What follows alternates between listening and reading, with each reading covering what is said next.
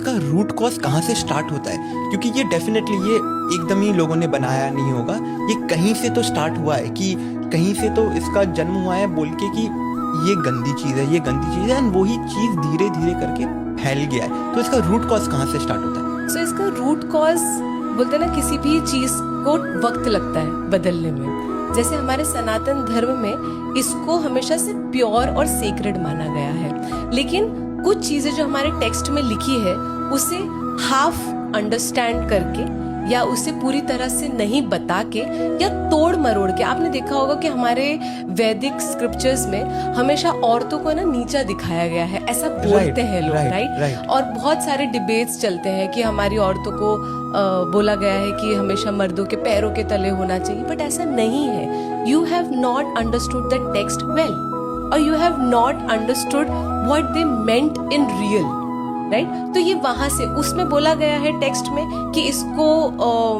ऐसी चीजों से दूर रखना है which is a hard work for her, right? Right, तो उससे समझ लिया कि इनको किचन से दूर रखना है, ठीक है? इस दौरान स्नान नहीं करना है, ठीक है? तो ये समझ लिया गया कि इसको टेम्पल से दूर रखना है, राइट?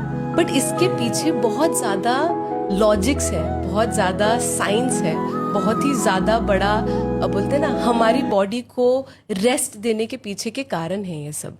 लेकिन हमने क्या सोचा, हमारी अंडरस्टैंडिंग के हिसाब से, क्योंकि हम अभी के जनरेशन है ना, हमने अपनी अपनी जनरेशन के टाइम पे, हमारे काल के टाइम पे जो हमें समझ में आया हमने उसको इंटरप्रेट कर लिया।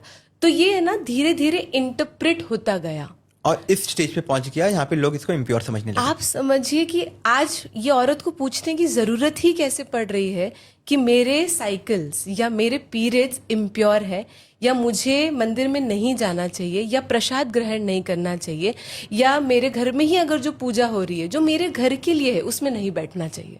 आप ये सोचिए कि ये वक्त ही नहीं आना चाहिए, ये सिचुएशन ही नहीं आना चाहिए कि हमारी फीमेल्स हमें बता रही हैं कि नहीं नहीं ये ऐसा नहीं करना चाहिए।